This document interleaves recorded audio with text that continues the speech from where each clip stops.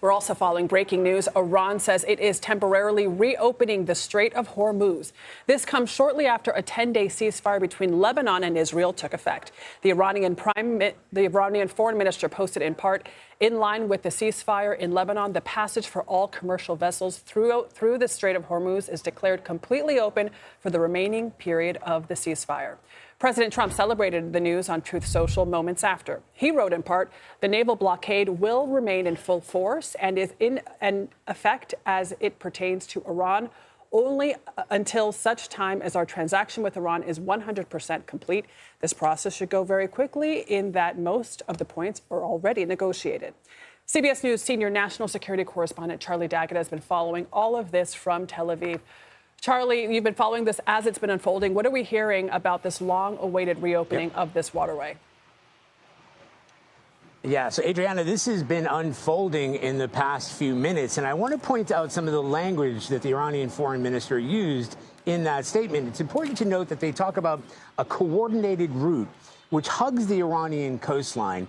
So the idea of describing it as fully open might be down to interpretation, and we have to remind our audience that this is not the only blockade in that neighborhood. The U.S. military has been there for a number of days since early this week. The centerpiece of that blockade is the USS Abraham Lincoln.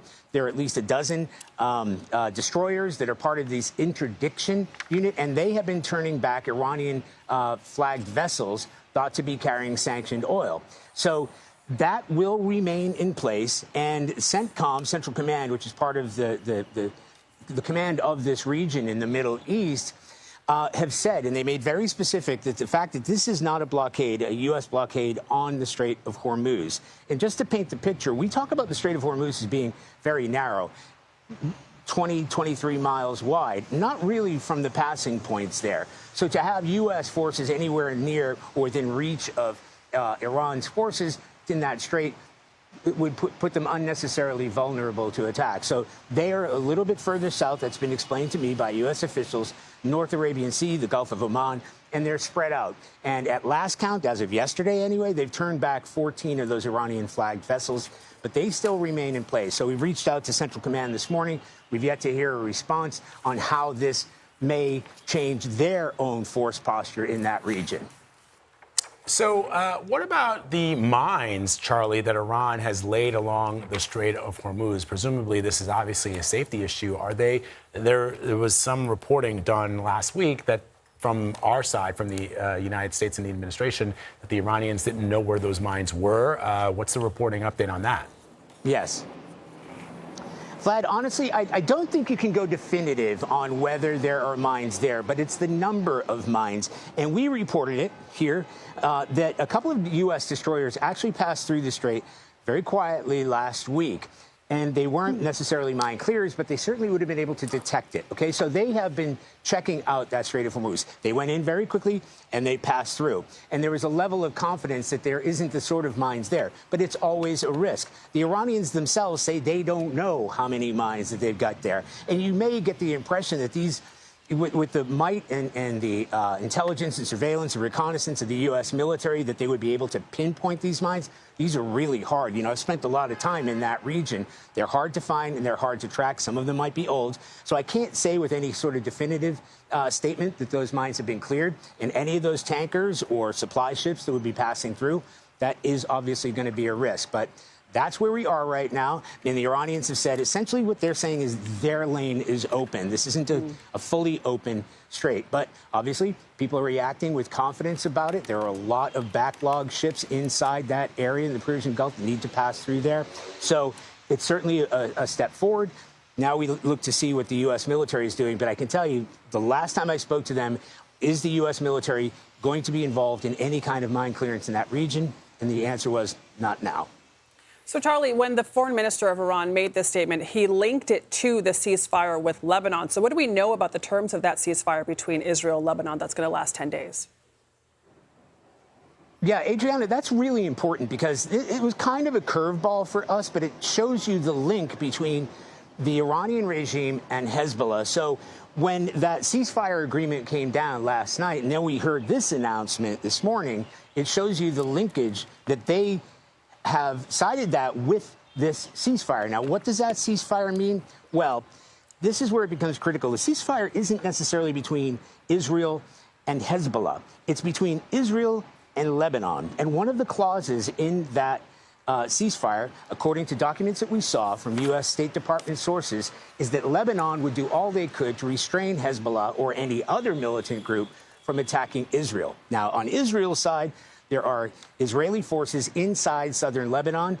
Prime Minister Benjamin Netanyahu said they are going to remain there until further notice. And he has commented on the two threats coming from Lebanon. There's the immediate threat, and those are what he called terrorists crossing the border in southern Lebanon, enabling them to get to northern Israel, and then the long-range threat, which we've even seen here, where Hezbollah would be able to fire rockets. So they want the reason that the Israelis gave to the war against Hezbollah, even though Hezbollah started it after Iran, is that they wanted to completely disarm, destroy, dismantle Hezbollah. That likely hasn't been achieved because even as recently as last night, Hezbollah has still been able to fire rockets into Israel. So that hasn't necessarily been achieved, but that is part of the agreement. And again, it's Israel and Lebanon. The wild card here is Hezbollah and whether they will restrain themselves from further military action. Indeed. So many important details from Charlie D'Agata in Tel Aviv. Going on. Charlie, as always, my friend, thank you very much. All right, this is reverberating around the world, especially in Washington. So let's bring in CBS News White House reporter Olivia Rinaldi. Olivia, President Trump now says the war could end pretty soon. And, you know, this is, of course, tied to the fact that the Strait of Hormuz is reopened for now. That was one of his key demands. What's the latest that we're hearing from the White House? Yeah, good morning. It's been a flurry of activity just in the last half hour. A lot of true socials from President Trump, and one that actually just came in about 5 minutes ago. He wrote, the USA will get all of the nuclear, quote, dust that was created by our great B-2 bombers. This was after the bombing campaign last June. He then goes on to say, no money will exchange hands in any way, shape, or form. What he's referring to there is there was some reporting this morning that in exchange for that nuclear dust, the U.S. could perhaps freeze or unfreeze, rather, about $20 billion in assets to give to the Iranians in exchange for that. He is now saying that money will not exchange hands in any shape, way, or form. And to the question that you were just asking Charlie about regarding the ceasefire in Lebanon and what this had to do with a potential deal in Iran, the president says this deal is in no way subject to Lebanon either, but the USA will separately work with Lebanon and deal with the Hezbollah situation in an appropriate manner. Israel will not be bombing Lebanon any longer. They are prohibited from doing so by the USA. Enough is enough. So that's notable there for just so many reasons. Yeah, saying that Israel is prohibited from bombing Lebanon, and then the president saying they're going to deal with Hezbollah in an appropriate manner. So a lot of questions from there on what exactly that means. This comes after the president was also seemingly very excited and happy that the Iranian foreign minister said that the Strait of Hormuz is open and ready for business. In all caps, he wrote, this process should go very quickly and that most of the points are already negotiated. Thank you for your attention to this matter. Of course, yesterday, the president did say that negotiations are ongoing. There could be a meeting soon, perhaps in Pakistan, perhaps this weekend. I do want to note we have seen no indication that the vice president is planning to leave at some point today to go to Pakistan. We were told that potentially if there was a second round of in-person negotiations, that the vice president would be one of the people taking part in those negotiations. But as of right now, we have not seen any indication that he is headed to Islamabad. So a lot of moving pieces on this chessboard right now. Also important to note, we have 4 more days left of this ceasefire. The president, though, seeming very eager to get a deal done, seeming like some of the pieces are falling into place in this moment. All right, let me switch gears here, Olivia, and ask you about something that happened yesterday. The police investigating the report of a bomb threat at the home of Pope Leo's brother. Of course, it comes as the pontiff and the president have been clashing over the war in Iran. Where does this all stand? Yeah, well, Pope Leo's brother Louis is actually a fan of President Trump's. He has met with President Trump before. And the president often says when he's asked about Pope Leo, well, I prefer his brother. We have covered the ongoing feud between President Trump and Pope Leo extensively this week. Yesterday, the president seemed to change his tone just a little bit. When he was headed to Las Vegas, he was asked about his feud with the Pope, and he said he doesn't have a problem with Pope Leo himself, but he believes that he should stay out of the Iran war. The president also falsely claimed that Pope Leo said that Iran could have a nuclear weapon. The Pope never said that. He instead was talking about the civilian cost of the war. But take a listen to President Trump in his own words talking about his relationship with Pope Leo yesterday. The Pope has to understand Iran, very simple. Iran cannot have a nuclear weapon. The world would be in great danger. Woe to those who manipulate religion in the very name of God for their own military, economic, or political gain, dragging that which is sacred into darkness and filth. So Pope Leo with some very strong words there. He's also expected to continue his tour of Africa for the next several days, where he'll be making public statements. So we'll have to wait and see if this feud continues through the weekend.